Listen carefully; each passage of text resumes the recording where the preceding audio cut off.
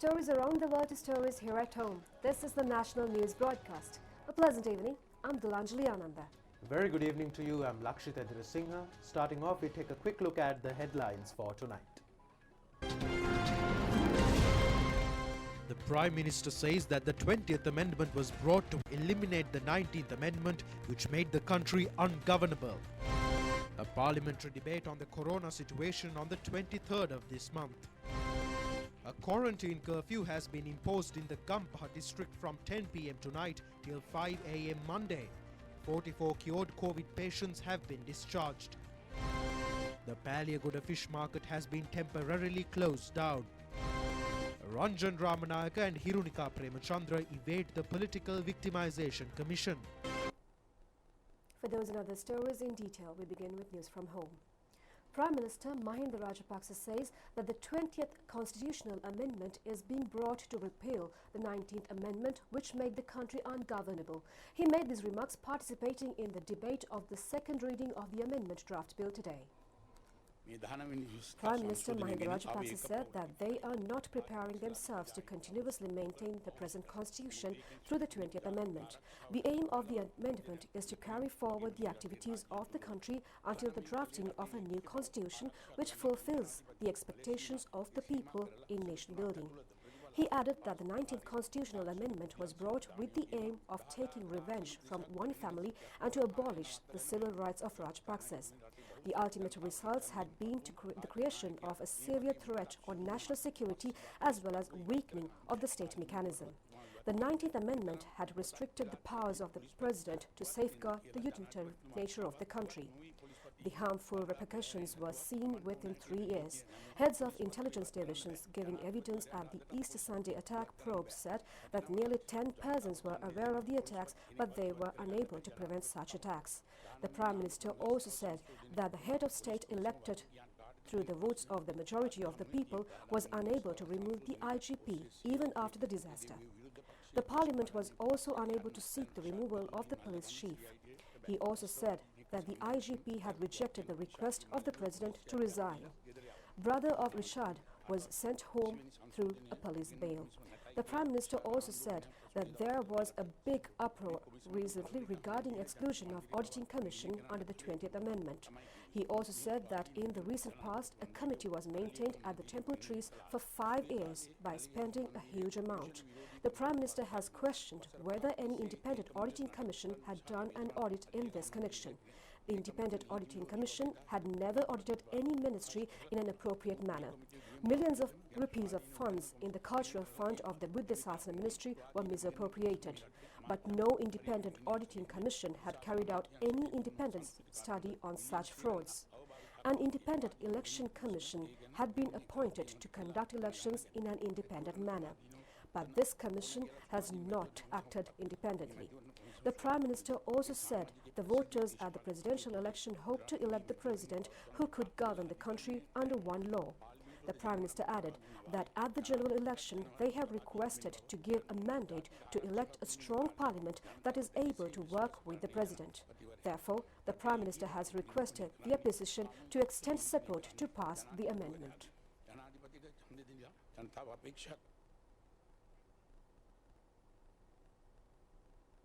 Debate on the second reading of the 20th Constitutional Amendment draft bill has commenced in Parliament today. Prime Minister Mahinda Rajapaksa, joining the debate, said that the 20th Constitutional Amendment has been brought to remove the 19th Amendment, which had destabilized the country. Government and opposition people's representatives have expressed their views in the debate.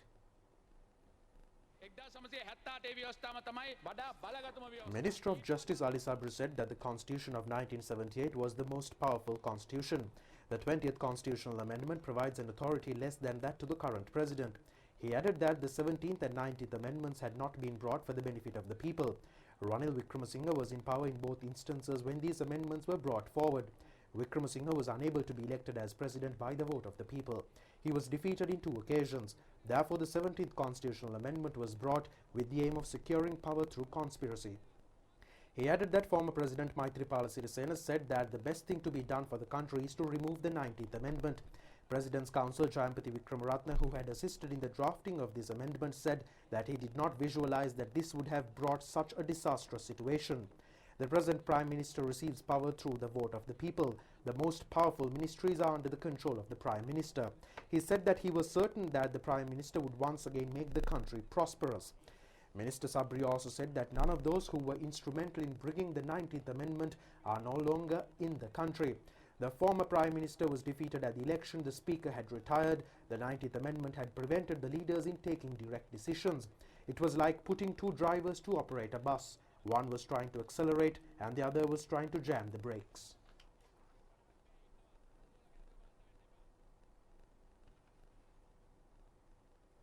Obtaining of public opinion to draft a new constitution in place of the Second Republic Constitution has commenced. Any citizen is able to present proposals or opinions in this regard. The relevant information should be submitted in any of the language medium, Sinhala, Tamil or English, before the 30th of November. They should be emailed to the address Specialist Committee number 32, Hall number 2, the Bandaranayake Memorial International Conference Hall, Bauda Lokamatha, Colombo 7. Secretary to the Ministry of Justice MMPK Mayadune says that further information could be obtained from the official website of the Ministry of Justice www.mog.gov.lk or from the Government Extraordinary Gazette notification dated 20th October 2020. Now, in the meantime, 5 villages in Agalavatta and Palindanuvara Divisional Secretariat divisions in Kalathura district have been isolated until further notice. In a statement issued by the National Operations Centre for Prevention of COVID-19 outbreak, 5 villages in Agalavatta and Palindanuvara Divisional Secretariat divisions in Kalathura district have been isolated with immediate effect. Accordingly, Gorokgoda, Beragama, Dapiligoda and Kakulandura North villages in Agalavatta Divisional Secretariat Division and Bellana village in Palindanuvara Divisional Secretariat Division have been isolated until further notice. Chief Epidemiologist Dr. Sudat Samaravira says that Sri Lanka is still experiencing a cluster transmission as all confirmed cases reported in the country are linked to the Divulapitiya COVID-19 cluster. Speaking at a media briefing, Dr. Sudat Samaravira commented on the false information circulating in social media platforms related to PCR testing conducted in the country. COVID-19 that we have identified Dandix cluster in the recent time. And with that we have identified number of cases within the district as well as outside the district because these people were walking and roaming around the country. So because of that, this has been spread and a very large number of cases are identified. This is the largest cluster that is being experienced in Sri Lanka. Still that this is at the cluster level, that because that all the cases that we can link to Brandix factory at the moment with the definition of the community transmission. Number of cases identified here and there without any link to each other, or increased number of cases are reported to the hospitals without any link to a cluster is defined as community transmission, and we don't have such evidence at the moment. So because of that, we can say that this is still at the cluster level, and also that we plead from the public, please adhere to the public health measures, not only in the curfew areas but also in the other areas. Then only we will be able to contain this or the control this disease effectively. And also that we have seen that in the media, especially in the social media, that roaming around some of the information that is that alleging that the PCR tests are not reliable. And so because of that, the people can't rely on that, and it is a fallacy. But I can categorically say that these PCR tests, wherever it is being done in the country, whether it is in the government hospital or laboratory, or whether it is in the universities, or whether it is in the private laboratories, they are doing under some quality control with some standards. So because of that, we can rely on those tests. And we are relying on that. We ask people also to rely on what the government says and the government preach. In the meantime, 3,501 persons out of the total number of COVID-19 patients have been fully cured. Another batch of 44 recovered patients has left the hospitals today. Meanwhile, a quarantine curfew has been imposed on the Gampaha district from 10 p.m. tonight until 5 a.m. on Monday. Accordingly, the quarantine curfew imposed in 19 police divisions in Gampaha is being implemented till 5 a.m. on Monday. Public transport services have been allowed to travel across the curfew-imposed areas, yet stopping and loading and unloading of passengers have been prohibited. However, the students facing the GCE advanced level examination in the curfew-imposed areas have been permitted to enter examination halls. Measures have been taken to impose a quarantine curfew in the police divisions of Kuliyapitiya, Pannala, Giriulla, Narammala and Dummala Surya with effect from yesterday. It has been reported that 49 COVID-19 patients have been detected at the Paliaguda Fish Trade Complex. Minister of Fisheries Douglas Devananda has taken measures today to keep the Paliaguda Fish Trade Complex closed for a few days.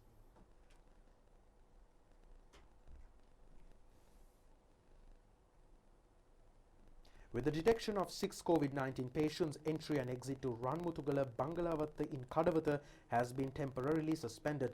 PCR tests are being taken on members of 200 families in the area. 109 COVID-19 patients were reported today. Out of this number, 60 of them were from the Dewlapitiya COVID cluster. The other 15 are from the Paliaguda Fish Market Complex. 3,501 COVID-19 patients have been fully recovered. As a percentage, this is 59.13. The percentage of patients continuously receiving treatment is 40.64. The Fort Police Station was temporarily closed down, reopened today. A resident of Navalapitiya who was employed at the Colombo dockyard premises was also afflicted with COVID-19. 21 persons who had contact with him were subject to self-quarantine. Japanese ambassador in Sri Lanka, Echi Akira Sugiyama, says that aid amounting to $9.6 million will be provided to the Sri Lankan government to symbolize the most appropriate corona control operation in the region carried out by the government and also to commemorate the historical relations between Japan and Sri Lanka. It has been reported that a person in Gamunupura Meegoda was also afflicted with COVID-19. He was reported to have conducted a trading place at the Meegoda Economic Centre. Measures have been taken to sterilize several shops and to temporarily close the economic centre. A group of persons subject to quarantine at the Koggala Army Quarantine Centre at the time of identifying COVID-19 patients at the Brandix Institute have left the quarantine centre. The group included 25 persons. All of them were residents of Dewlapitiya and Monaragala.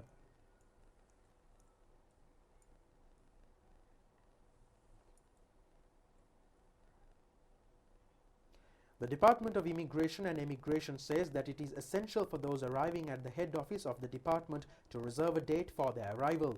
Accordingly, the general public should arrive on the days they have made reservations. Welcome back. We continue with more news from home. Prime Minister Mahinda Rajapaksa says that every citizen should become a genuine follower of religion and also should be enriched with spiritual qualities. He had made these observations participating in a Navaratri ceremony in the temple trees yesterday. The event was organized according to health guidelines. A special emphasis was made to encourage the devotees to engage in the Navaratri puja with wishes for the elimination of the corona menace and a quality and secured life for the Hindu community. The Prime Minister also stated that all have embarked upon this task to build the country under the Saubhagya Dakma program. All must join hands to establish a law-abiding and civilized society. The Prime Minister also pointed out that the right to venerate a religion of choice is guaranteed for all citizens of the country.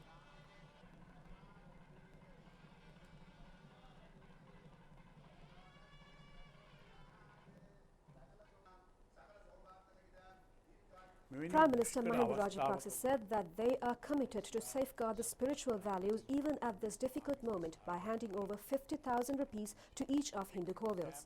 Every Hindu minister was engaged in commemorating Navaratri rituals from their homes. The Prime Minister added that like those ministers, he also celebrates this momentous event according to religious traditions. The Prime Minister extended his heartfelt wishes for the elimination of COVID pandemic and the dawn of a prosperous era for all people, including the Hindu community.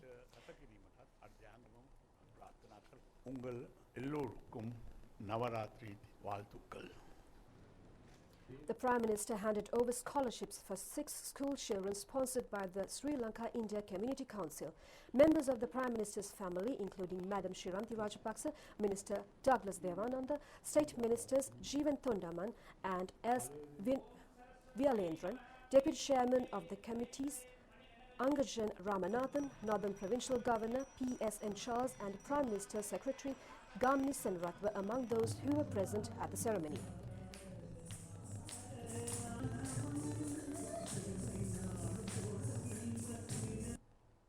Signing of an agreement between the State Engineering Corporation and the NC Cement Company has taken place in the presence of Prime Minister Mahinda Rajapaksa today. The agreement relates to selling of dolomite extracted from dolomite deposits in Mathale to the NC Cement Company in Putlam. Chairman of the State Engineering Corporation, Attorney at Law Ratnasri Kalupahana, and Chairman of the NC Cement Company, Nandana Ekanayaka, have signed the agreement on behalf of the two parties. The agreement paves the way for the general public to purchase cement at a minimum price and financial benefits to the SEC in the fields of construction. Job opportunities will also be provided to the residents of Mathale. The previous government has fully abandoned the manufacturing process at the Mathale dolomite deposits since year 2015. State Minister Indika Anuruddha was also present on this occasion. President of the Presidential Commission inquiring into political victimization, Upali Abeyaratne, has stated today that it has been determined that parliamentarian Ranjan Ramanayaka and former parliamentarian Hirunika Premachandra were two persons who were absconding the commission. The decision has been made according to a complaint submitted to the commission by former Army Chief of Staff Major General Amal Karunasekara.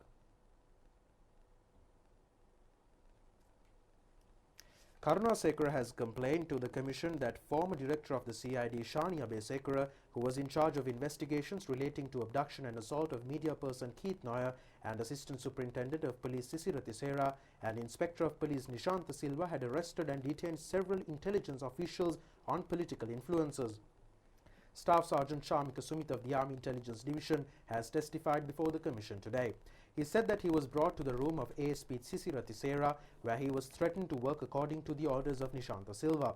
The witness also told the Commission that when he refused to do so, Sisira Tisera was infuriated and ordered to submit a B report on him. Summons have been issued to a group including former Minister Rajitha Senaratne and parliamentarian Ranjan Ramanayaka to appear before Presidential Commission inquiring into political victimization on the 23rd of this month. This was according to a complaint filed by Captain of the Army Tissa Vimalasena, who is currently being subject to a suspension of duties.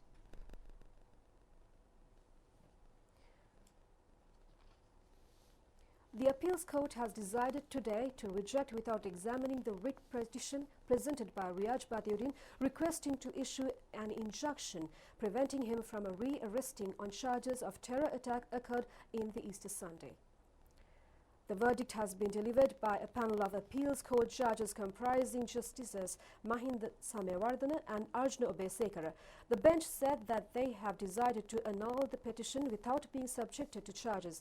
Riaj Badiuddin, a brother of former Minister Rishad Badiuddin, presenting facts before the court, said that officials of the Department of Criminal Investigation have conducted an extensive investigation into his housing properties, businesses, bank accounts and telephones since the day he was arrested on the 14th of April this year. He added that the CID has decided to release him from custody due to unavailability of evidence to establish any criminal charges against him. Riaj Badiuddin has also pointed out that even under such circumstances, some groups are making an impact to re-arrest him on political reasons.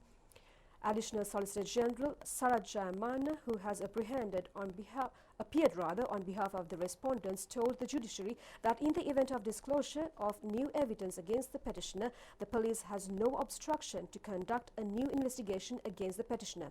The Additional Solicitor General further said that the Attorney General has not given any instructions to arrest the petitioner. And that's all the stories for tonight. We'll see you tomorrow at the very same time. Good night. Good night.